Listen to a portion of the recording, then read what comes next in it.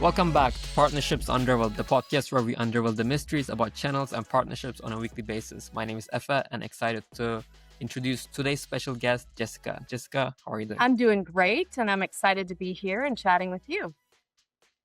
Well, thank you. This is the second time you're joining us on the podcast. The first episode was amazing. And today, again, we're going to talk about really interesting stuff. You released the Direction of Technology report recently, and there were so many interesting insights that I want to dive into today.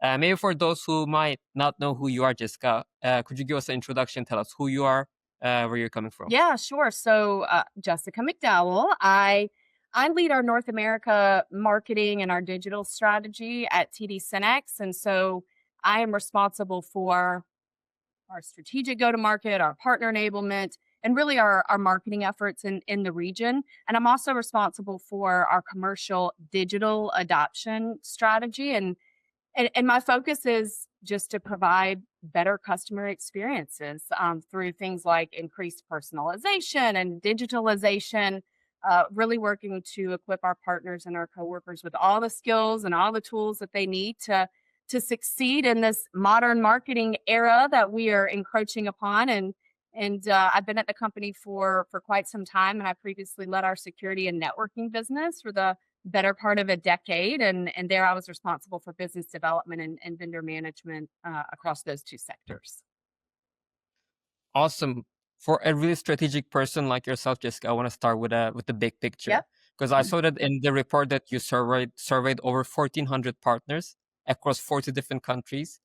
From your perspective, what was the most telling signal that 2026 will be a different year for the channel? Yeah, I think one of the clearest signals that 2026 is going to look different is really that partner growth is kind of being driven less by what the partners are selling, and it's being driven more by how they operate. So we've released this Direction of Technology report for 4 years now, and we've always focused heavily on things like portfolio mix and exploring what technologies partners should prioritize and where they need to place their bets and how do they approach emerging areas like AI. And yeah, we looked at all of those things again this year, but what was new this year is that we introduced two new measures. So we introduced the Net Growth Index and the Net Optimism Index. And this allowed us to better understand not just what technologies are gaining traction, but really how the different types of partners are performing and how they're feeling about the market. And when we analyzed the data, what we found was that partners that had service-led business models, like your ISVs and your professional services firms, those partners are actually seeing the strongest growth, and they were expressing the greatest optimism about 2026. And so then you have this contrast where you had partners that are relying primarily on traditional resale models. Those partners had moderate confidence about 2026. So I think what that tells us is 2026 is it's a bit of a pivot point. Partners that are truly diversifying beyond that transactional resell and partners that are investing in these services oriented capabilities, they're going to be better positioned to grow and to outperform the market. And for us, that's a great opportunity, right? To help our partners make that transition and really capture what's next together in partnership. I would love to double click on that piece because this is also a topic that we've been talking a lot on the podcast. The increase in managed services. I feel like, as you mentioned, right, we've been talking about it for so long that alt reselling model has been kind of going away. And also in the report, I saw that 82% of the partners are expanding managed services and 90% plan to offer support and maintenance. Why do you think that this service-led model is really pulling ahead? I think it's all about the technology it's becoming more complex. It's evolving faster than ever. And I feel like we say that every year, but it's evolving faster than ever. And so I think what you're seeing is these end customers that really just, they need these trusted advisors to help them navigate this technology ecosystem. And so these service-led models are really allowing partners to meet that demand that we're seeing. The consultative approach, it does a couple of things. It deepens that customer relationship, which is so important. It helps to create recurring revenue streams, which everybody loves. And then it allows for that shift and engagement from what was historically maybe a one-time transaction to this ongoing value. But I would say this. I would say that it doesn't that doesn't necessarily mean that our partners have to be experts in everything. I think that's where you see the benefit of companies like TD SYNNEX that are coming in and offering the ability to collaborate, the ability to partner, the ability to provide this collection of specialists that allows for that augmentation as the partners scale to meet the demand and the complexity in the market. Yeah, I fully agree with you. How I see it is basically the demand is driven by the customer side. As you mentioned, I think the landscape is getting too complicated. There's so many solutions out there, and they need someone to take care of their For services. sure. And one thing that's also going to continue make things even more complicated is AI. Yeah. It's also a conversation that's been talked in every boardroom meeting, Yes. and there was some interesting data on it about in the report as well. I saw that almost 75% of partners say that AI is essential to their future, but adoption is not there yet. I saw that only 39% have launched at least one AI solution. What is holding partners back with AI? Yeah, that was one of the biggest glaring things that came out and when I read the report for the first time when we finalized it. And I think there's a paradox at play. I think when you ask what's holding partners back, a couple of things. One is managing the end customer expectations and really being able to translate AI into a customer specific business value. And I think the other one is just skepticism in AI. I think customers, especially at the end customer level, they're having concerns around trust and that, whether that be transparency or accuracy or just the control over the AI driven outcomes. So you have those two things in play, but also then you have layered on top of that is this skills gap, right? Nearly half of the partners, when we went and surveyed the partners, nearly half of them said they cited talent shortages. And they said this is a challenge when we're implementing AI solutions. So I think it's important for all of us and our partners to kind of remember that customers, they're not buying AI just for the sake of having AI. They're really looking for the outcomes that AI can deliver Mhm. until those outcomes are very clearly defined, very clearly demonstrated, I think that you're going to see this adoption and ROI, paradox and limitation. But I still Mhm. think that the collaboration piece is key, and it's essential to overcoming these barriers. And this is something that we're very focused on at TD SYNNEX. We saw it very early out of the gate with AI. We created this destination AI framework to really meet the partners where they are on their AI journey. We've got hands-on enablement workshops.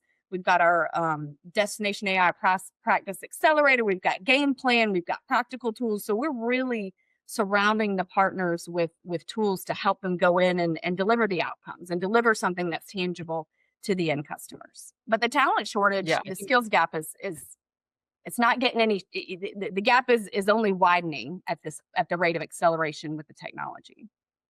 Yeah, I agree with you. I want to talk about the talent shortages, but before I dive into that, you kind of mentioned the importance of the AI driving ROI, right? I feel like this is not only a problem for partners or in the B2B channel, but overall, I feel like we're still in the early days of AI.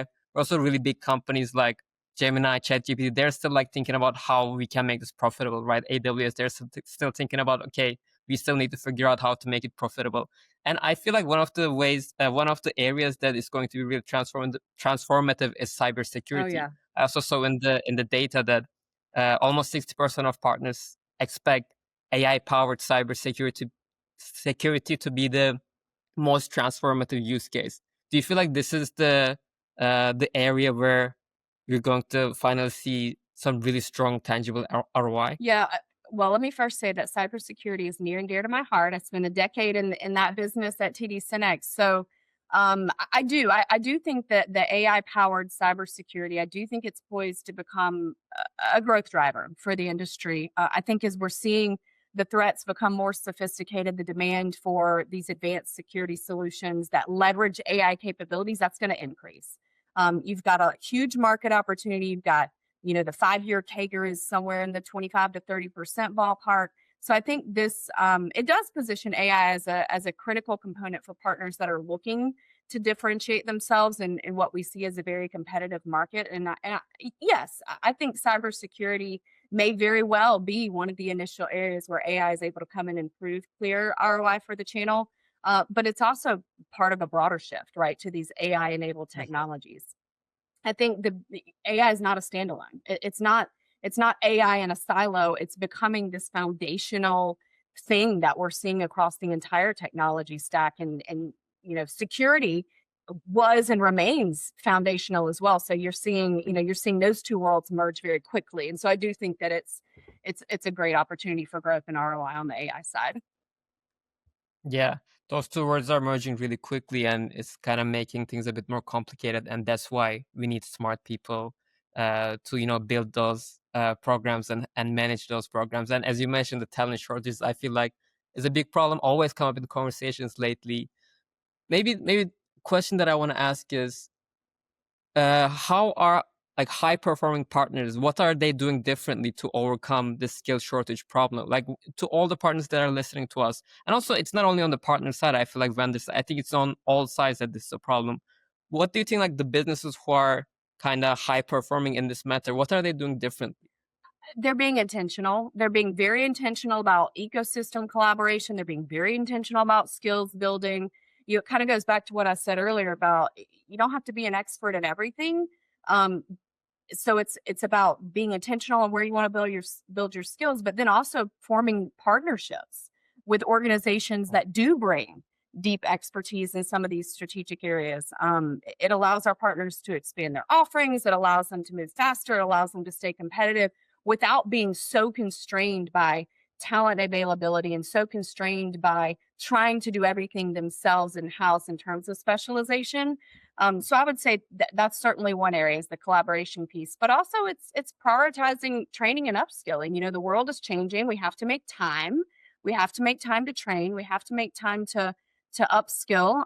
We have to make time for continuous learning, and that's something internally at TD SYNNEX that we're focused on.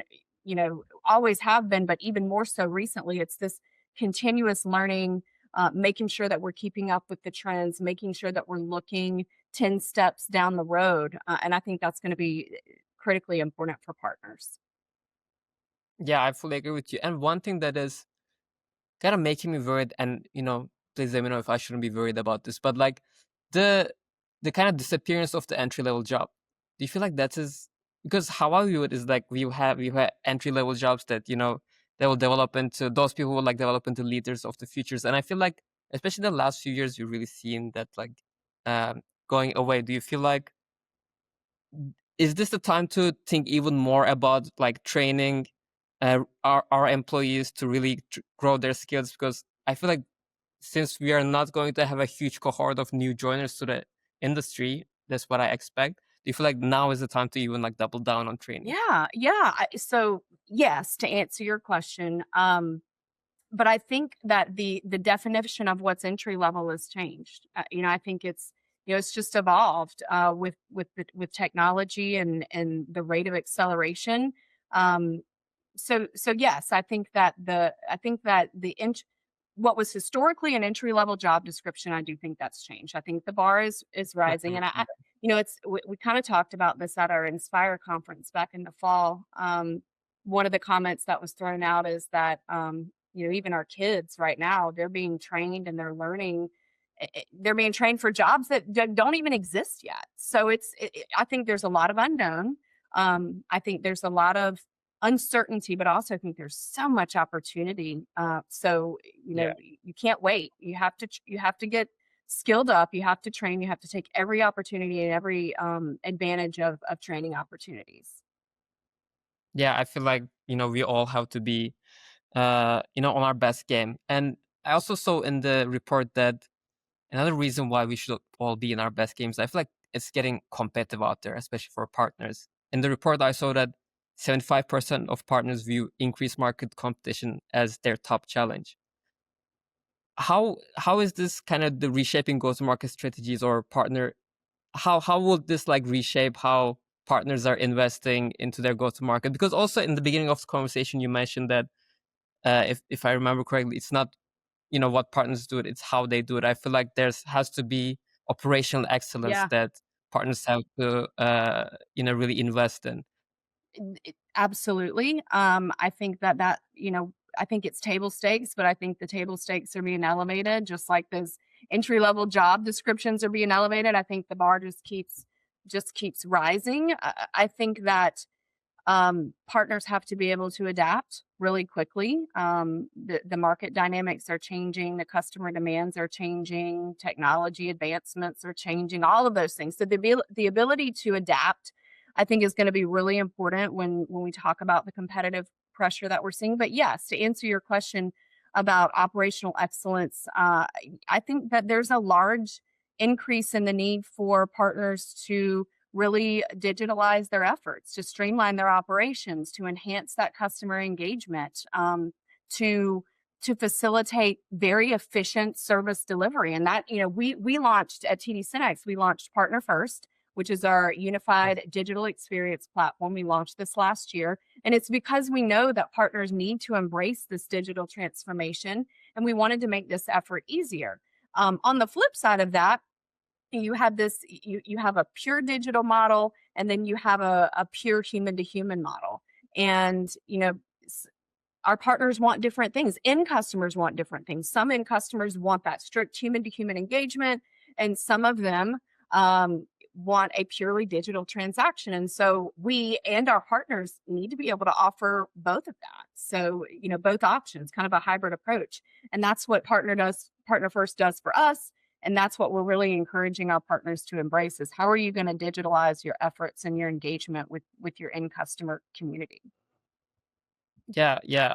I want to double down on, you said, customers want different things. And I think nowadays one of the, we talked about managed services, they're more in demand. But the other thing that like customers are really looking for is that industry expertise and consultation. And actually in your report, I saw that was the number one factor in how customers choose a partner rather than pricing or what kind of products that they offer.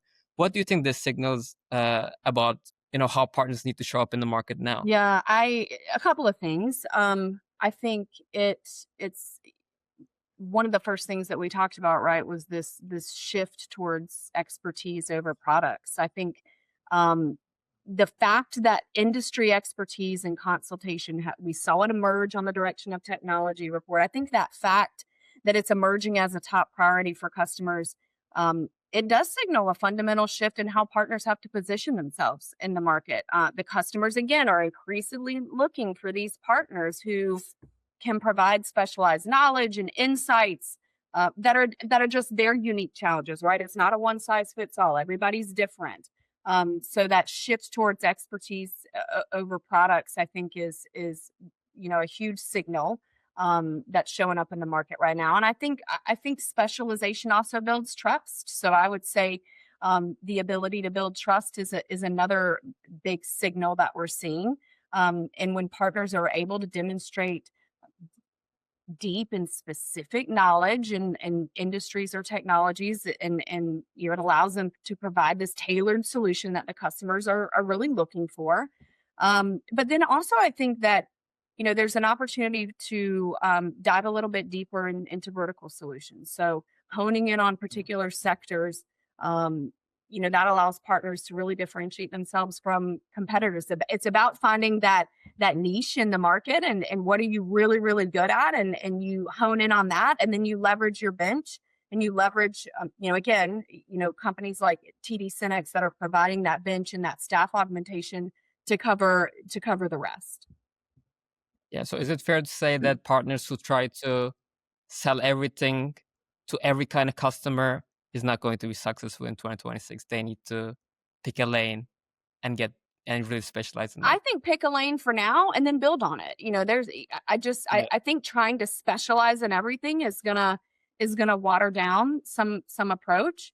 I think some customers, some of our partners have the capacity to go a little bit wider on their specialization, and some, would stand to do very well in honing in a couple of specific areas.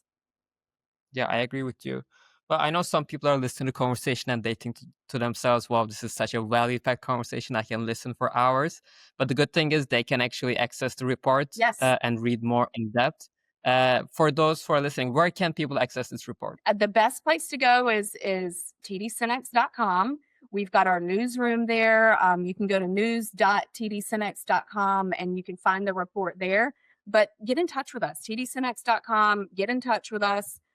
We have very much a meet partners where they are approach, and any and all questions are welcome. Amazing. I'll also make sure to put a link in the description so you guys can just scroll down, click the link, and access the report. Well, thank you so much, Jessica, for the great conversation. I think it was a super insightful episode. And see you in the next episode. Absolutely. Thank you.